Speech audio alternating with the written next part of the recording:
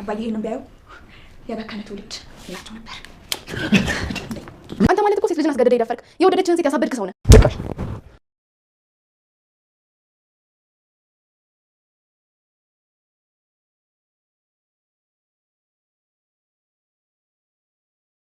በጧትም ተነስታ ዱብ ዱብ የምትል እንዲሁም ጀግና ነኝ እኔ የሻምበል ልጅ ነኝ የምትል የኪራ እጮኛ መታለች ማለት ነው። ሰላም ጤና ይስጥልን ውድና የተከበራችሁ የአስማረች ዩቲዩብ ተከታታዮች በያላችሁበት የዓለም ዳርቻ ሰላማችሁ ብዝት ትርፍ ይበልላችሁ እያልኩኝ ዛሬም በአዲስ ቪዲዮ መጥቻለሁ ማለት ነው። ይህም በጽናት ድራማ በክፍል 50 በባለፈው ክፍል ያየነውና የተመለከትነው የኪራ አባት ለኪራ እጮኛ እንደፈለጉለትና ማስተዋወቅም እንደሚፈልጉም ጽናትንም እርዳታዋም እንደሚያስፈልገው እየነገራትም ነበር። በዛ ላይ ደግሞ ጽናትንም ቃል አስገብቷትም ነበር። ይህም ወደ ነኪራ ቤት የምትመጣው ሀሴት ማለትም ዛሬ የመጣችው ሀሴት እና ኪራ እንዲቀራረቡ ጽናት እርዳታሽ ያስፈልገኛል በማለትም ጠይቀዋት በጠየቋት መሰረትም እንግዲህ ቃል አስገብተዋት ጽናትዬ ለብቻ እየተጎዳች ነው። ይህንን ሚስጥር ለማንም ትንፍሽ ሳትልም ይዛ እየተንገላታች ነው እንግዲህ በኪራ ፍቅር ላይ ማለት ነው። እናም ዛሬስ ምን ተፈጠረ? ምን ተከናወነ? ዛሬ የኪራ እጮኛ መጣለች ማለት ነው ወደ ቤቱ። ታዲያ ኪራ በጠዋት ተነስቶ እንሂድ እንጂ ሲልም አባቱ የኪራ አባት አይ አንተ ብቻ ሄደህ ይዘሃትና ይለዋል። ከዛም ኧረ አብረን እንሂድ በማለትም ሲጠይቀውም ምንድን ነው ወንድ ነህ እኮ ቆፍጠን በል በማለትም እንግዲህ ልኮታል ማለት ነው። ታዲያ ይቺ እንግዲዋ ወይም ሀሴት የኪራ እጮኛ ማለት ነው እንግዲህ ሲያዋት የሻምበል ልጅ ናት ነው የተባለችው። እውነትም የሻምበል ልጅ ነው የምትመስለው። የምር ነው ምላችሁ። በጧት ተነስታ ዱብ ዱብ ትላለች። ወንድ ልጅ ክችን አይገባም ትላለች። ሌላው ይቅር ውሃ ጠማኝ ብላም ውሃ ላምጣልሽ ሲላትም ኪራ እሷ ግን አረ በፍጹም ወንድ ልጅ እኮ ክችን አይገባም በማለትም ስትናገር አባቱ የኪራ አባትም ይሄ ነው ማለት ነው ጀግንነት ነው፣ ሻምበል እኮ ጥሩ አድርጎ ነው ያሳደጋችሁ በማለትም የአባቷን ጀግንነትና የእሱንም ቆራጥነት ይናገራሉ ማለት ነው። እና በጣም ደስ ይላል ማለት ነው። እሷም ደግሞ አዎ እኛም 4 ሴቶች ሆንበት እንጂ በማለትም ትናገራለች። ኪራም በጣም እንዴ ምን አይነት ነገር ነው እቺ ወንድ ናት እንዴ እያለም ነው እንግዲህ የሚያወራ። ጽናትዬ በጎን በኩል ደግሞ ቅናት ቢጤ በጣም እያንጨረጨራት ነው።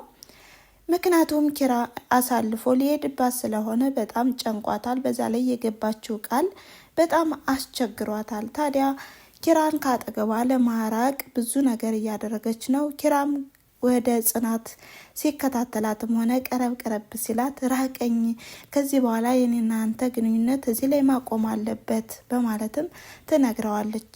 ኪራም አሁንም ደጋግሞ ይጠይቃታል። ምን አጥፍቼ ነው? ያጠፋሁት ነገር ካለ ይቅርታ ጠይቅሻለሁ በማለት ሲናገርም ጽናት ግን ምንም ነገር አንተ ታጠፋለህ፣ ነገር ግን ይቅርታ ትላለህ፣ ሁልጊዜ ግን ትበድላለህ፣ አትመልስም ትለዋለች።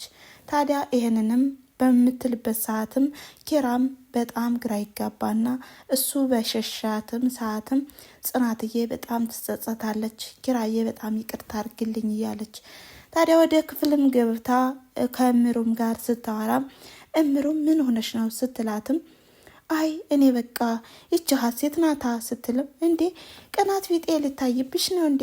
አረ ጽናት እኮ አይደለሽም፣ ምን ሆነሽ ነው እያለችም በምትናገርበት ሰዓትም ጽናትዬም አይ እኔ እኮ አላደለ የሆነ ነገር ተናግራኝ እኮ ነው ትላለች። ምን ብላሽ ነው ግን እንደዚህ ያኮረፍሽ ስትልም ወደ ሀሴት ክፍልም በመሄድ ምግብ ላምጣልሽ ወይ በማለት ስጠይቃት ይሄ እኮ ማብሰያ አይደለም መኝታ ነው እንጂ አለችኝ በማለትም ትመልስላታለች።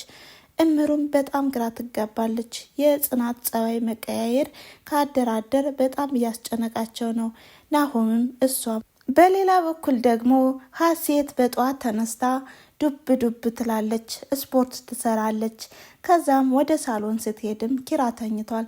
ከዚህ ቤት ግን በቃ በጠዋት የሚነሳ የለም ማለት ነው በማለትም እንግዲህ በኩባያ ውሃ ይዛም ትረጨዋለች። ከዛም ኪራም ደንግጦ ይነሳል። ምንድነው አባ እብድነሽ እንዴ ሲላትም ምንድነው እስካሁን መተኛት? አሁን እኮ ረፍዷል፣ እንደ ወንድ ልጅ ቆፍጠን በል እንጂ በማለትም ትነግረዋለች። ኪራም አንቺ እንቅልፍ በሌለች ሰዓት እኛ ሳንተኛ ማደር አለብን ማለት ነው በማለት ሲመልስላትም እንዴ ጭራሽ አሁን ድጋሜ ልትተኛ ብላም እንግዲህ አናደው ትሄዳለች ማለት ነው። በሌላ በኩል ደግሞ ኪራ በጣም አናደዋለች።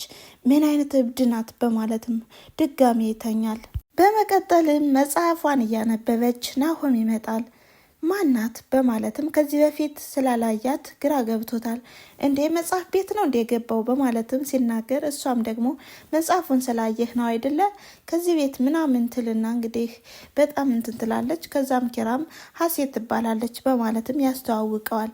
ከዛም እሷም ጥላቸው ትሄዳለች ማለት ነው። ናሆምም እንዴ ምን አይነት ናት እቺ? ኧረ ይቺ ሀሴት ሳትሆን ሀብታሙ ነው መባል ያለባት እያለም ጋሼ እንዴት ምን አይነት ልጅ ናት ግን ጥሎብን ሄደ በማለትም ኪራና ናሆም ያወራሉ። በሌላ በኩል ደግሞ ጽናትዬ በጣም እያሰበች ነው። ይቺ እንኳን ለሚስት ለምንስ ትሆናለች እንዴ? ምን አይነት ናት እያለችም በጣም ግራ ገብቷታል። ሁሉም ነገር ድብልቅልቅ ብሎባታል። በመቀጠልም ኪራ ወደ ጽናት ይሄዳል። ከዛም ኪራዬ እንዴት ነህ በማለትም በፈገግታ ስትቀበለው እንዴ ኪራዬ እኮ ካልሽ ቆይ አይተሻል ታዲያ በጣም ደስ ይላል ምናምን ሲልም እንግዲህ የፍቅር ጨዋታውንም ሲጀምር እንደገና ጽናት ኮፍተር ትላለች። ምንድን ነው የምትይው? ምን ሆነሽ ነው ግን?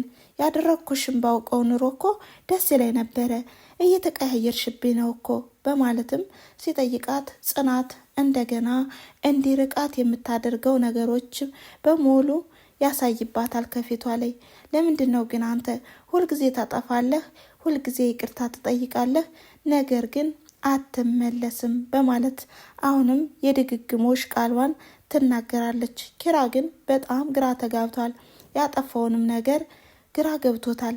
እኔ እኮ ልክስሽ ዝግጁ ነኝ፣ በቃ የቀድሞውን ስህተቴን እያነሳሳሽ እንደዚህ አትበይ።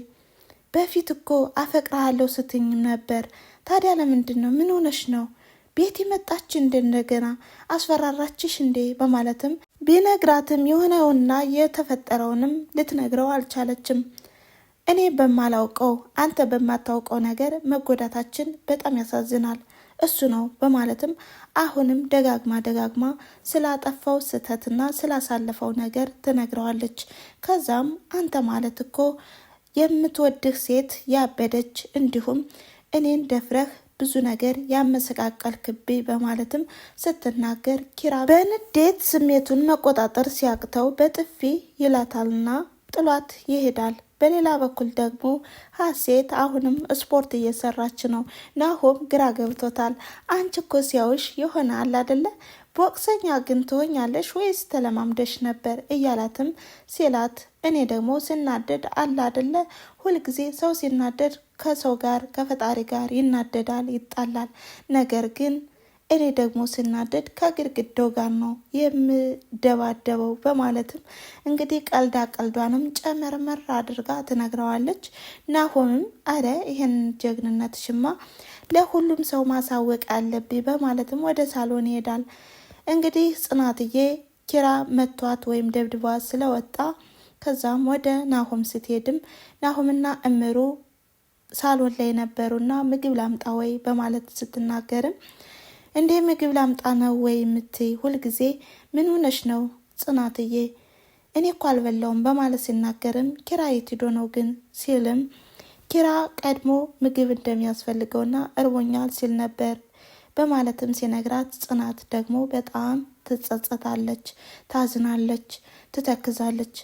ከዛም ምን ሆነሽ ነው? አረ ተቀመጪ በማለትም እምሩዬ ምግቡን እንድታመጣ ያደርጋሉ። ከዛም እንግዲህ ናሆሜ በልቶ እንደጠገበም ወዚ የተመለሰ እኮ እያለም እየተቀላለዱ ከእምሩ ጋር ሲዋሩም እንዲሁም የጽናትና የኪራ መራራቅና ጸባቸውም ብዙ ነገር እያሳሰባቸው ነው። እምሩዬም ጽናትን ማናገር አለብኝ ስትልም ናሆምም ከዚህ በፊት የምንችለውን ነገር አድርገናል፣ ከዚህ በኋላ የሆነ ነገር ብንልም ማስገደድ ይሆናል በማለትም ሲያወሩ ቆይተውም ናሆምና እምሩም ከአንዳንድ ከነኪራና ከነጽናት ፍቅር የተነሳም ወደ እነሱ ፍቅር ወሬያቸውን ያዞሩና ከዛም ፍቅራቸውን እንደገና ለማስጀመር የሆነ ሲሳሳሙም እንግዲህ ሀሴት ትመጣለች ማለት ነው። ሀሴትም ምን እያደረጋችሁ ነው በማለትም ስትናገር ሁለታቸውም ያፍራሉ። ከዛም ጥለዋት ይወጣሉ ማለት ነው። እንግዲህ ሀሴት ከዚህ ላይ ናሆምን ምስኪን ልጅ ነው የሚመስለው ትላለች እምሩም በጣም ትናደድና ናሆምን ነው ትላለች። አዎ ናሆምን በማለት ስትናገርም እንግዲህ በጣም ትቀናና ጥላት ትወጣለች ማለት ነው። ከዚህ ቤት ግን ጤነኛ ሰው ይኖር አይመስለኝም በማለትም ሀሴት ብቻዋን ቀረች። እናም የዛሬው ቪዲዮ ያቆመው ከዚህ ላይ ነበረ።